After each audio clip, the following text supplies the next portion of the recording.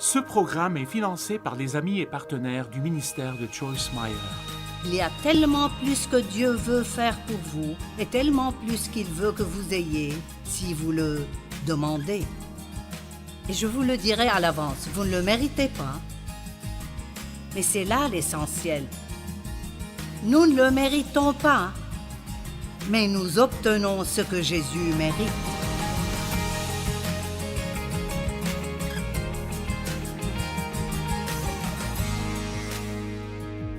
Ok, ce week-end, je veux vous parler de ce que nous devons faire pour plaire à Dieu. Je ne sais pas pour vous, je m'en suis un peu remise maintenant, parce que Dieu m'a beaucoup appris à ce sujet, mais j'ai passé beaucoup d'années à avoir peur de ne pas plaire à Dieu. Et je ne sais même pas ce que c'était. J'avais peur de ne pas lui plaire. C'était juste une peur vague de ne pas plaire à Dieu. Maintenant, ça vient probablement de la façon dont j'ai été élevée, parce que mon père était très difficile à satisfaire. Et donc, j'ai toujours eu cette peur constante que Dieu soit en colère contre moi. Et donc, la bonne nouvelle, c'est que Dieu n'est pas en colère contre vous. Vous n'êtes pas aussi heureux que vous devriez l'être. Je pense que beaucoup d'entre nous ne comprennent pas ce que Dieu ressent pour nous et à quel point il est généreux dans le pardon, la miséricorde et la gentillesse envers nous, et à quel point Dieu nous aime. Et c'est beaucoup plus facile de plaire à Dieu qu'on pourrait le penser. Et donc, je vais partager avec vous ce que dit la Bible sur le fait de plaire à Dieu. Vous êtes-vous jamais posé cette question? Vous avez un peu peur de ne pas plaire à Dieu et vous vous demandez: ai-je fait assez? Ai-je assez lu? Ai-je assez prié? Nous pensons toujours, si nous faisons assez, Dieu sera satisfait. Mais en fait, l'important, ce n'est pas ce que nous faisons, mais ce qu'il a fait. Et ce qu'il veut que nous fassions, c'est croire en ce qu'il a fait. Non pas essayer de faire quelque chose pour qu'il nous aime, mais croire en ce qu'il a déjà fait. Dans la Bible, vous pouvez lire plusieurs rapports différents. Certains rapports disent qu'il y a 7000 promesses ici, d'autres disent 5, mais je vais en prendre 7. 7000. Et Dieu veut que nous le croyions. Pouvez-vous imaginer combien votre vie changerait si vous croyiez aux 7000 promesses qui sont là, et vraiment, mais vraiment, si vous croyez vraiment ce que la Bible dit de vous? Certaines de ces écritures que nous avons confessées tout à l'heure, je peux tout par celui qui me fortifie, Christ. Mon Dieu, ça change les vies. Se lever chaque jour et ne pas avoir peur d'affronter la journée et croire que quoi qu'il arrive ce jour-là, Dieu vous donnera la force d'y faire face et de vous en occuper. Nous ne savons jamais ce qui va se passer un jour donné, mais Dieu nous aidera et il nous donnera la force de faire ce que nous devons faire. Mais il veut que nous croyions. Ainsi, dans Hébreux 11:6, qui est notre verset central pour cette série, la Bible dit: « Or, sans la foi, il est impossible de plaire et d'être agréable à Dieu, car il faut que celui qui s'approche de lui croit que Dieu existe et qu'il récompense ceux qui le cherchent diligemment et sincèrement. » Maintenant, nous pouvons étudier ce verset et manquer tout ce qu'il dit. Nous allons donc le démonter ce week-end dans 3 messages différents. Sans foi, il est impossible de plaire à Dieu.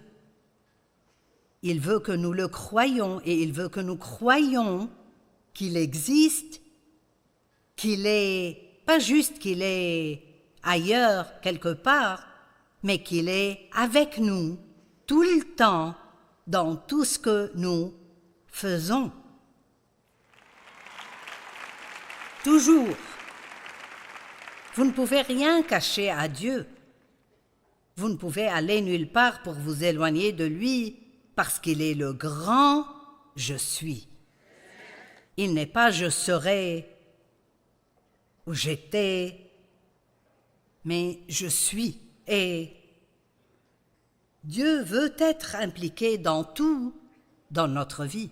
Des choses dont on pourrait penser qu'il ne veut pas être impliqué dedans si nous l'invitions simplement à ces choses.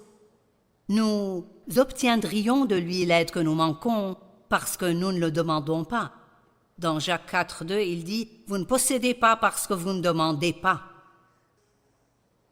C'est très simple, vous ne possédez pas parce que vous ne demandez pas. Et je dis juste à chacun d'entre vous qu'il y a tellement plus que Dieu veut faire pour vous et tellement plus qu'il veut que vous ayez si vous le demandez. Et je vous le dirai à l'avance, vous ne le méritez pas, mais c'est là l'essentiel. Nous ne le méritons pas, mais nous obtenons ce que Jésus mérite. Nous sommes héritiers, co-héritiers de Christ, et tout ce qu'il a acheté et payé avec son sang, nous l'obtenons si nous le demandons, si nous demandons avec foi. Amen. Je sais, je ne veux pas m'en prendre à quelqu'un en particulier, mais ce jeune homme ici, je n'arrête pas de penser que Dieu veut faire certaines choses pour toi. Je ne sais pas ce qu'il veut faire pour toi, mais je suis convaincue que tu dois commencer à être audacieux dans ta demande. Sois plus audacieux dans tes prières que jamais auparavant. La Bible nous dit de nous approcher avec courage du trône de la grâce de Dieu. Je déteste ce que j'appelle les prières du juste. Et ils disent ceci, « Dieu, si tu fais juste ceci, et si tu fais juste cela. » Savez-vous ce que juste veut dire? À peine de quoi s'en sortir. Et Dieu est bien plus grand que ça. Nous n'avons pas besoin de dire « si tu fais juste ceci ». Non, dites « Dieu, fais tout ce que tu peux faire ». Voici comment je prie. Dieu, donne-moi tout ce que je peux gérer en te gardant toujours en premier dans ma vie. Je veux toujours que Dieu soit le premier. Je ne veux pas tellement d'argent que ça m'éloignerait de Dieu. Je ne veux pas tellement de choses qui m'éloigneraient de Dieu. Mais nous servons un grand Dieu. Et Jésus a payé un prix énorme pour que nous puissions avoir des vies merveilleuses et grandes, et non pas pour que nous survivions à peine. Mais il faut demander, et il faut demander avec audace. Dans Hébreux 4, 15 et 16, il est écrit « Nous n'avons pas un grand prêtre incapable de compatir à nos faiblesses. Au contraire, il a été tenté en tout point comme nous, mais sans commettre de péché.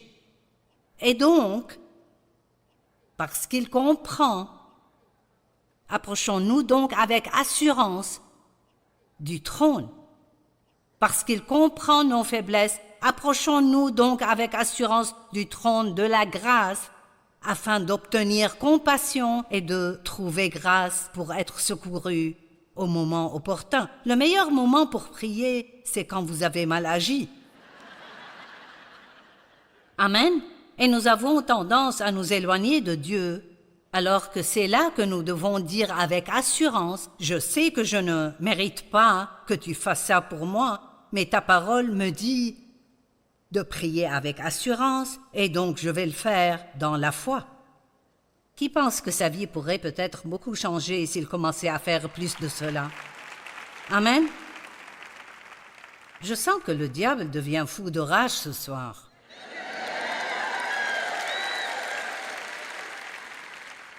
Croyez que Dieu existe. Et j'aime cette partie. Je vais enseigner sur chacune d'elles. Pas toutes ce soir, mais c'est lui qui récompense. Waouh, j'adore ça. La Bible a tant à dire sur les récompenses qui nous attendent. Jésus revient avec des récompenses pour les œuvres que vous avez accomplies avec un motif pur. Nous ne sommes pas récompensés pour le travail que nous faisons pour obtenir quelque chose, ou pour être vus, ou pour être remarqués, ou pour essayer d'acheter Dieu, mais pour tout ce que vous faites, parce que vous aimez Dieu et vous aimez les gens, il y a une récompense qui viendra. Je ne peux pas imaginer ce que Dieu pourrait proposer comme récompense, mais je peux vous dire que j'en ai eu beaucoup dans ma propre vie. J'ai vécu beaucoup de choses quand j'étais enfant. J'ai été maltraité par beaucoup de personnes, mais Dieu sait comment restaurer tout ça. Dieu sait comment vous rembourser. Amen. La foi est définie comme ceci. C'est la ferme assurance des choses qu'on espère. Savez-vous ce qu'est l'espérance? Beaucoup de gens ne savent pas ce qu'est l'espérance. L'espérance n'est pas simplement « Eh bien, j'espère, mais je ne sais pas. » Peut-être, je l'espère, mais on ne sait jamais. Non, l'espérance, le mot biblique « espérance », signifie s'attendre à ce que quelque chose de bien vous arrive bientôt. C'est ça l'espérance. Se lever chaque jour et dire quelque chose de bien va m'arriver aujourd'hui et quelque chose de bien va arriver à travers moi aujourd'hui. Quand la Bible nous dit d'attendre Dieu, c'est le même mot, il est écrit d'attendre avec espérance. Si je vous disais que je viendrais chez vous le dimanche à déjeuner et que j'y serais à 1 heure, non, probablement à partir d'1h moins 10, vous feriez...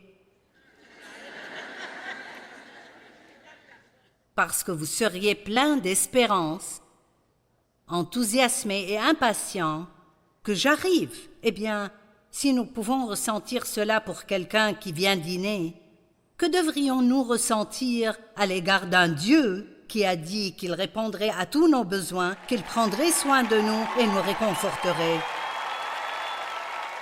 Amen.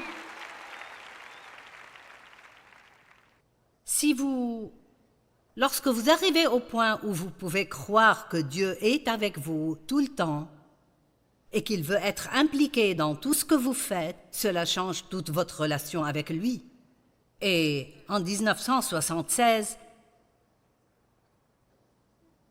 certains s'en souviennent peut-être, il y a eu un véritable mouvement de l'Esprit Saint dans les années 70 et des personnes dans le monde entier ont été baptisées dans l'Esprit Saint et se rapprocher plus de Dieu que jamais auparavant. Et le jour où j'ai été rempli de l'Esprit, je rentrais du travail et je m'attendais à ce que Dieu fasse quelque chose dans ma vie. Je ne savais pas quoi. Et j'ai même prié ce jour-là et j'ai dit, je ne sais pas ce que tu vas faire, mais je sais que tu vas faire quelque chose. C'était comme si j'avais ce don de la foi. Dieu, tu vas faire quelque chose dans ma vie. Et tout d'un coup, le Saint-Esprit est tombé sur moi et je peux vous dire que je n'ai plus été la même depuis. Mais c'était un vendredi et laissez-moi vous le dire, vous n'avez pas besoin de vivre ce genre d'expérience pour être proche de Dieu. Dieu nous rencontre de différentes manières. Mais je jouais au bowling le vendredi soir. Je jouais dans une ligue, mais je ne jouais pas bien du tout ce soir-là. Et je n'avais pas l'habitude d'entendre Dieu me parler. Mais l'une des choses qui s'est produite après que j'ai été rempli de l'Esprit, c'est que j'ai commencé à entendre la voix de Dieu. C'était cette petite voix à l'intérieur de moi. Elle peut parfois ressembler à votre propre voix, mais c'est Dieu qui vous parle. Ou parfois, entendre Dieu vient comme une connaissance. Vous ne savez même pas comment vous le savez, mais vous savez que Dieu vous a parlé et qu'il vous a dit quelque chose. Et Dieu m'a dit, « Pourquoi ne me demandes-tu pas de t'aider à jouer au bowling ?» Et j'ai dit, « Eh bien, tu te fiches de ça. Allez, il y a une leçon ici. Nous pensons que tout ce qui intéresse Dieu, ce sont ces grandes choses spirituelles. Notre vie de prière, le fait d'aller à l'église et combien de la Bible nous lisons. Mais le fait est qu'il se soucie de vous et de tout ce que vous faites. Et il n'y a aucun domaine où vous ne pouvez pas demander à Dieu de s'impliquer dans votre vie. Allez, vous m'entendez ?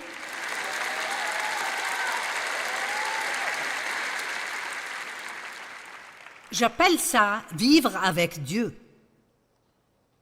Tout ce que vous faites, vous conduisez dans les embouteillages avec lui, vous nettoyez la maison avec lui, vous lui parlez, vous l'écoutez, vous lui dites.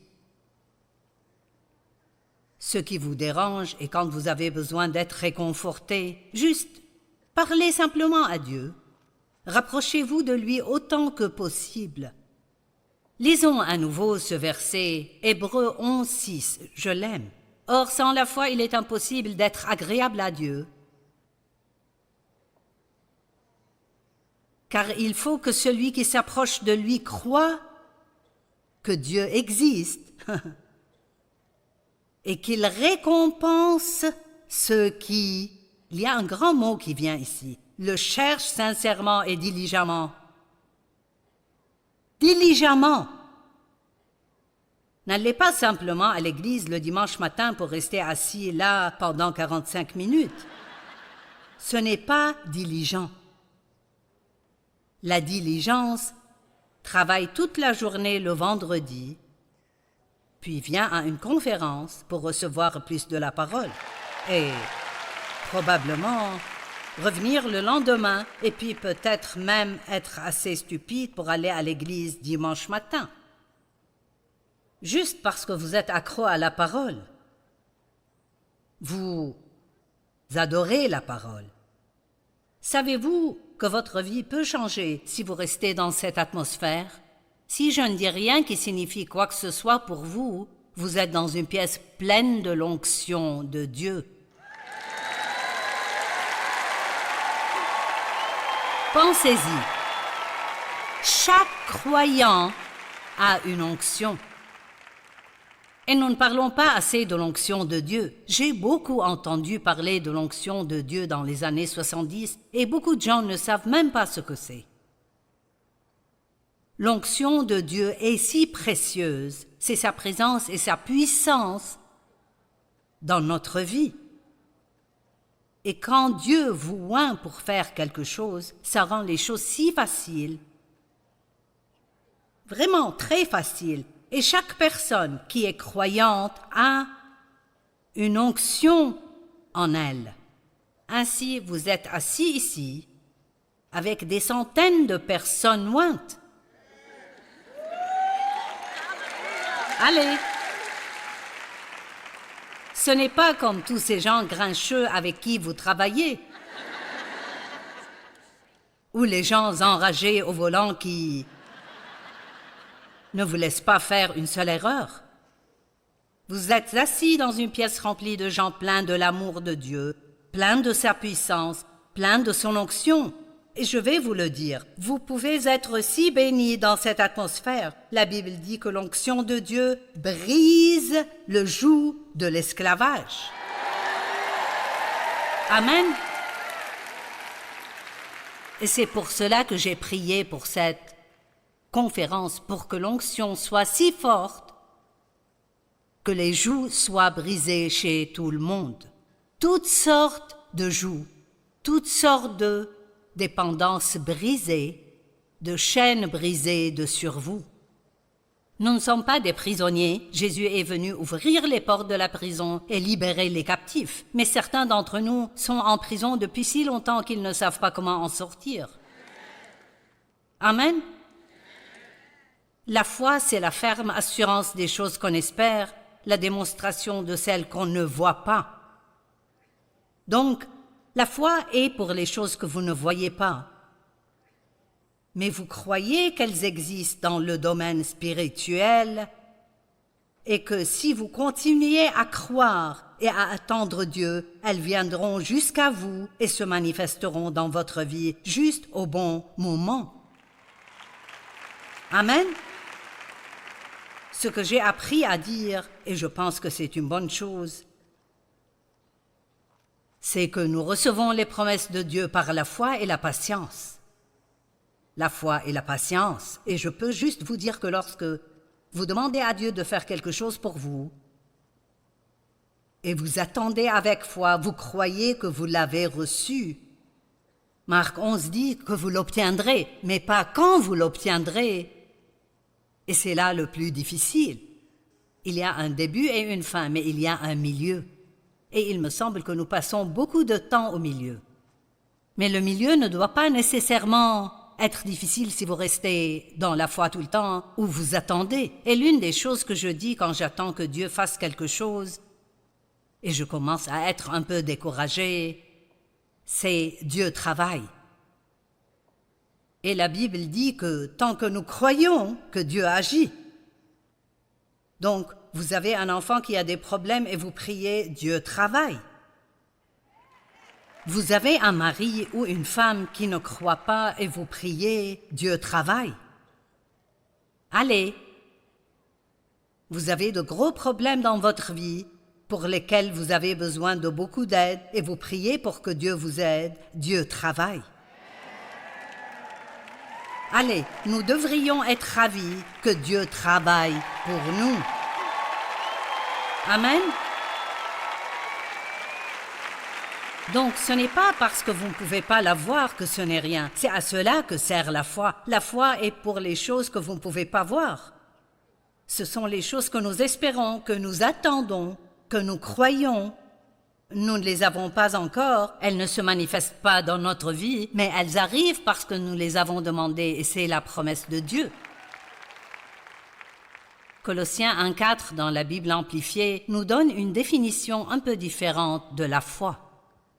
Il est écrit « Nous avons été informés de votre foi en Jésus-Christ, qui est le fait de s'appuyer sur lui de toute votre personnalité humaine, dans une confiance absolue et une assurance en sa puissance, sa sagesse et sa bonté. » C'est donc le fait de s'appuyer entièrement sur lui. Et je ne sais pas pour vous, mais j'ai des excentricités. Et donc, appuyer toute ma personnalité sur lui est une bonne chose, et j'espère qu'il arrangera les choses.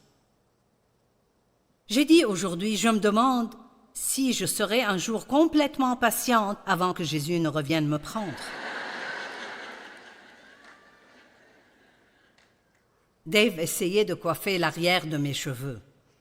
J'ai un épi derrière et j'ai une raie. Donc c'est lui le coiffeur. Il sort son peigne et me coiffe, mais il prend tellement de temps.